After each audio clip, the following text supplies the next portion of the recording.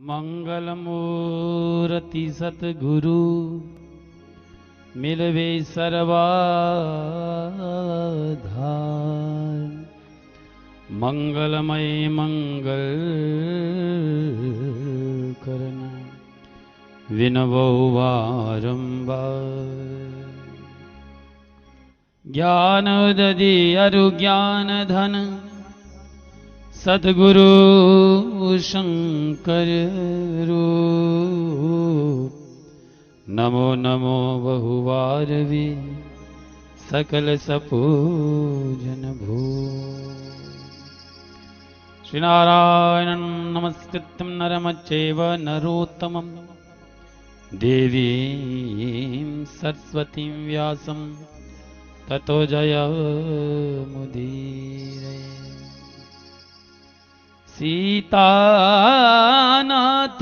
समारम्भां श्रीरामानन्दार्य मध्यमाम् अस्मदाचार्य पर्यन्तां वन्दे गुरु परम्परां।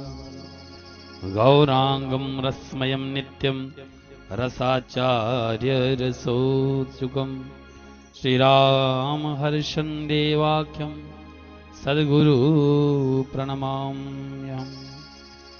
कर्पूरगौरं करुणावतारं संसारसारं भुजगेन्द्रहारं सदा वसन्तं हृदयारविन्दे भवं भवानी सहितं नमामि। हे प्रभु राम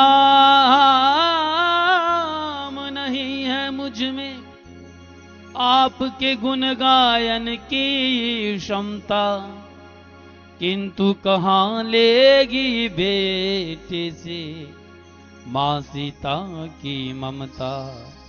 प्रभु मेरा मुझ में कुछ नहीं, जो कुछ है सो तो तेरा तुझको सौंपते क्या लागे है मोह। बोलिए सद्गुरुदेव भगवान की, श्रीमद्भागवत महापुराण की जय। गौ माता की जय। पूज्य श्री महाराज की जय हो। परम मंगलमय परात्पर अखिलेश्वर अकारण करुणा वर्णालय वक्ति वांछित कल्पतरु श्री तड़ित विदित विनिंदित पीतांबरधारी श्री बालकृष्ण लाल की भांगमय प्रति स्वरूपा श्रीमद् भागवत महापुराण का षष्ठम चरण और व्यास पीठ पर सुशोभित सुखदेव जी के प्रतिनिधि परम पूजनीय परम वंदनीय श्री मनोहर लाल शास्त्री जी महाराज के श्री चरणों में प्रणाम करता हूं। मंच पर विद्युत विद्वान मंडली, संगीत परिवार एवं आए हुए सभी धर्म प्रिय माता बंधुओं, एक बार आप सभी के श्री चरणों की वंदना करता हूं, क्योंकि सिया राम मैं सब जग जानी करहूं प्रणाम योड़ी जुग पानी। यह पूरा विश्व जगत चराचर ईश्वर का स्वरूप है। सभी के हृदय में मेरे गोविंद विद्यमान है। आपके श्री चरणों में मैं एक बार फिर पुनः प्रणाम करता हूं। तो धर्म प्रिय सज्जनों, अभी आप श्रवण कर रहे थे भागवत का बड़ा ही अद्भुत प्रसंग, महारास का प्रसंग श्रवण कर रहे थे, जिसमें भागवत ये पंच प्राण माने गए हैं। पंच अध्यायी श्रीमद् भागवत महापुराण के पंच प्राण है रास। इसमें क्या है? जीव और ईश्वर का मिलन है। जीव कौन है? जीव हम हैं। और ईश्वर कौन है? वो परमात्मा। ईश्वर क्या है? जो परम तत्व आदि अनंत रहित असीम अजन्मा अगोचर सर्वव्यापक और सर्वव्यापकता के भी परे है, उसे ही सर्वेश्वर सर्वाधार कुल मालिक मानते हैं। मायावद जीव आवागमन के चक्कर में पड़ा रहता है और इस प्रकार रहना जीव के सब दुखों का कारण है। इससे छुटकारा पाने के लिए सर्वेश्वर की भक्ति ही एकमात्र उपाय है। परमात्मा को पाने के लिए सर्वेश्वर की भक्ति ही एकमात्र उपाय है। तो कैसे पाएं? गुरुदेव का सानिध्य जब प्राप्त होगा तो मानस जप, मानस ध्यान, दृष्टि साधन और श्रुत शब्द योग द्वारा सर्वेश्वर की भक्ति करके अंधकार, प्रकाश और प्रकृति के तीनों पर्दों से पार जाना, सर्वेश्वर से एकता का ज्ञान प्राप्त करके मोक्ष पा लेने का मनुष्य मात्र अधिकारी है। और देखिए इसमें कुछ भेद बताए हैं, जैसे झूठ बोलना, नशा खाना, व्यभिचार करनी, हिंसा करनी अर्थात जीवों को दुख देना व मत्स्य मांस को खाद्य पदार्थ समझना और चोरी करनी, इन पंच महापापों से मनुष्य को सदैव अलग रहना चाहिए। एक सर्वेश्वर पर ही अचल विश्वास, पूर्ण भरोसा तथा अपने अंतःकरण में ही उनकी प्राप्ति का दृढ़ निश्चय करना और सर्वेश्वर की भक्ति करके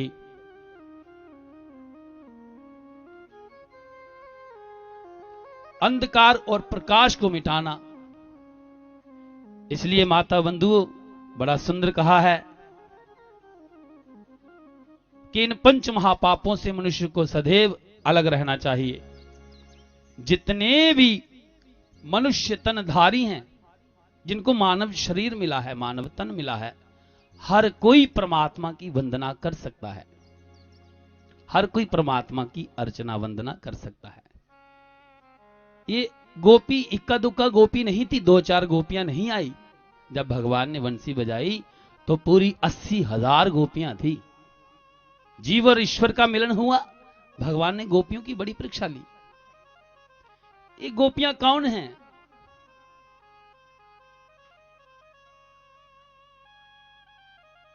गोपी शब्द का अर्थ होता है गो मैंने इंद्रिय और पी मैंने पीना। प्रत्येक इंद्रिय से जो गोविंद का रसपान करता है वो गोपी है। जो नित्य प्रति परमात्मा को भजता है वो गोपी है। गोपी कोई नारी नहीं है। इसलिए मन में उस गोविंद का भजन करो। यह मनुष्य जीवन बार बार मिलने वाला नहीं है। भागवत का प्रथम श्लोक है जिसमें कहा गया कि सच्चिदानंद रूप स्वोत्पत्त्यादि हेत्वे तापत्रे विनाशाय श्री कृष्णाय भयुम नमः। वह सतगद चित्तगद आनंदगद स्वरूप परम प्रभु परमेश्वर परमात्मा है, जो विश्व की उत्पत्ति करते हैं और 3 प्रकार के तापों का लय करते हैं, पतन करते हैं। दैहिक, दैविक, भौतिक। कोई तन दुखी, कोई मन दुखी, कोई धन विन रहित उदास, थोड़े थोड़े सब दुखी, एक सुखी राम के दास। यहां फिर कहा है कि सुख किसको है? संसार का कोई भी ऐसा व्यक्ति, कोई भी ऐसा प्राणी नहीं जो अपनी छाती पर हाथ रखकर कह दे कि मैं सुखी हूं, मुझे परम सुख है कोई? बताओ जरा। किसी को भी सुख नहीं, हर किसी को दुख है, कष्ट है। तो इस दुख का निवारण होगा कैसे?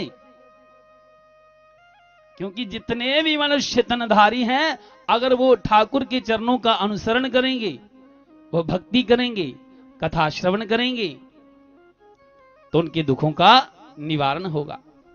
भक्ति देवी ने भी सत्संग श्रवण किया, अपने पुत्रों के साथ आई तो उनके भी कष्ट का निवृत्ति हुई। अरे धुंधकारी प्रेत था, प्रेत बन गया था, इतना पाप किया, लेकिन जब वो भागवत की शरण में आया तो प्रेत योनि से मुक्त हो गया और परमात्मा के श्री चरणों में विलीन हो गया। ये बड़ी अद्भुत कथा है भागवत की, और हम आप सब बड़े भाग्यशाली हैं जो हमें ये सुअवसर प्रदान हुआ है, प्राप्त हुआ है।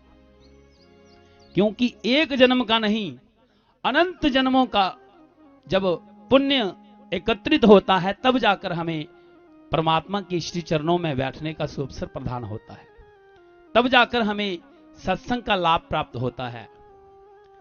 इसलिए अगर जीवन में सत्संग नहीं होगा, विचार कीजिए जरा, अगर कथा नहीं होगी, सत्संग नहीं होगा तो हमारी गति क्या होगी? क्या गति होगी हमारी? क्योंकि परमात्मा से मिलने का एक सर्वोत्तम साधन है भगवान की कथा, भगवान का सत्संग। सत्संग बिना सोचो मानव, जग में वह ज्ञान कहां होगा। जिस ज्ञान की साया में जाकर अपना कल्याण कहां होगा। सत्संग में संत वचन रूपी सत ज्ञान की गंगा बहती है, उसमें अवगाहन यदि ना किया तो फिर अपना कल्याण कहां होगा। अपना कल्याण कैसे होगा? इसलिए सेवा भावना से हम सत्संग की सेवा करें, सत्संग में आए, क्योंकि सेवा से सद्गुण है आते। सेवा करने से क्या होता है? जीव के हृदय में सद्गुण आएंगे। सेवा से सद्गुण है आते, जिससे जीवन सुखमय होता। जिसमें है सेवा भाव नहीं, साही सुख चैन कहां होगा। उसे ना सुख होगा ना चैन होगा। इसलिए माता बंधुओं, हम चाहते हैं कि हमारी मुक्ति हो जाए, मरने के बाद हमें मोक्ष प्राप्त हो, ठाकुर के चरण प्राप्त हो जाएं, वैकुंठ मिल जाए। और मुक्ति का मार्ग क्या है? ये हमारे शास्त्र कहते हैं, वेद पुराण कहते हैं कि मुक्ति का मार्ग भक्ति है, और जो युक्ति बिना नहीं होती। युक्ति कौन बताएंगे? युक्ति सदगुरु बताएंगे कि युक्ति क्या है भक्ति करने की। मुक्ति का मार्ग भक्ति है, जो युक्ति बिना नहीं होती। युक्ति से भक्ति यदि ना किया तो फिर जग से त्राण कहां होगा। सत्संग बिना सोचो मानव, जग में वह ज्ञान कहां होगा। इसलिए आप जितनी मर्जी पोथी पढ़ें, जितनी मर्जी शास्त्रों का अध्ययन करें, जब तक प्रैक्टिकली आप सत्संग नहीं करोगे, कथाओं में नहीं आओगे, तो ज्ञान होने वाला नहीं है। पोथी पढ़ पढ़ जग मोया, पंडित भया ना कोई। 2.5 अक्षर प्रेम के, जो पढ़े सो पंडित होए। इसलिए जीवन में सत्संग हो, परमात्मा की श्री चरणों में हम अपने जीवन को लगा दें, तही हमारा जीवन ये सफल होगा। ये जीवन बार बार मिलने वाला नहीं है, और एक बार नहीं, लाखों बार, हम पता नहीं कितनी बार कुत्ता बिल्ला गधा क्या क्या बने होंगे। 84 लाख जूना भोग कर हमें ये मनुष्य जीवन मिला है, तो हम व्यर्थ को क्यों गवाए? अरे खाना पीना सोना ये सब काम तो पशु भी करते हैं। हमें ये जीवन मिला है किस लिए? कि हम परमात्मा का भजन करके, ईश्वर की आराधना करके इस संसार यात्रा को पार कर लें।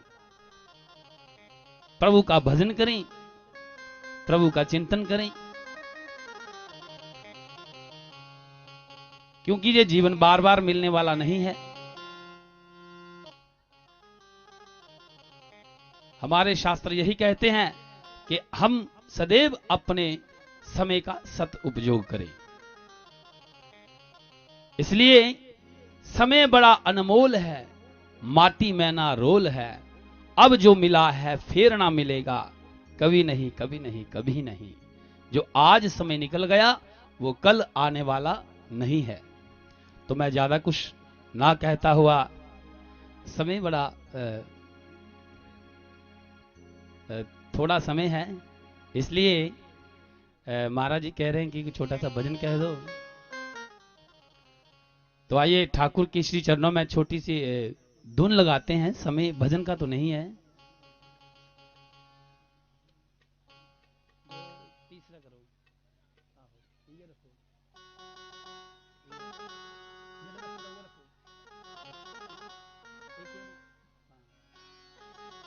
श्री वृंदावन बिहारी लाल की, सदगुरुदेव भगवान की जय। जय श्री राधा रमन प्यारे जय जय नवल किशोर,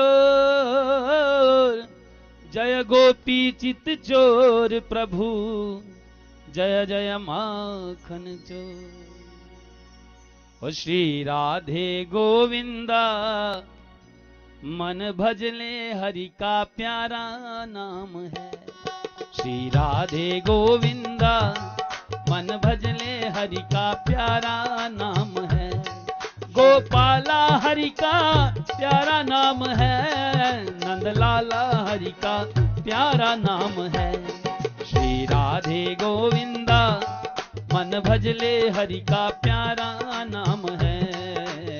राधे गोविंदा, मन भजले हरि का प्यारा नाम है। गोपाला हरि का प्यारा नाम है, नंदलाला हरि का प्यारा नाम है। गोपाला हरि का प्यारा नाम है, नंदलाला हरि का प्यारा नाम है। श्री राधे गोविंदा, मन भजले हरि का प्यारा नाम है।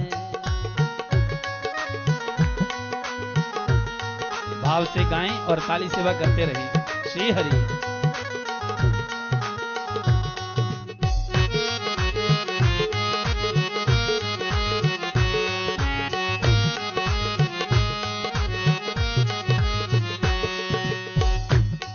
ओ मोर मुकुट सिर गलवन माला, केसर तिलक लगाए, केसर तिलक लगाए, केसर तिलक लगाए। ओ वृंदावन की कुंज गली में सबको नाच नचाए, वृंदावन की कुंज गली में सबको नाच नचाए।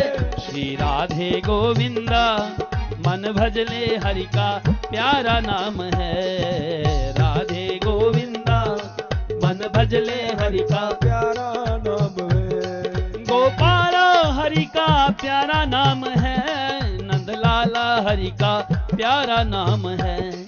श्री राधे गोविंदा, मन भजले हरि का प्यारा नाम है। ओ गिरधर नागर आने, गिरधर नागर कहती मीरा, सूरभ श्यामल पाया, सूरभ श्यामल पाया, सूरभ श्यामल पाया। और तुकाराम और नाम देव ने विठल विठल गाया।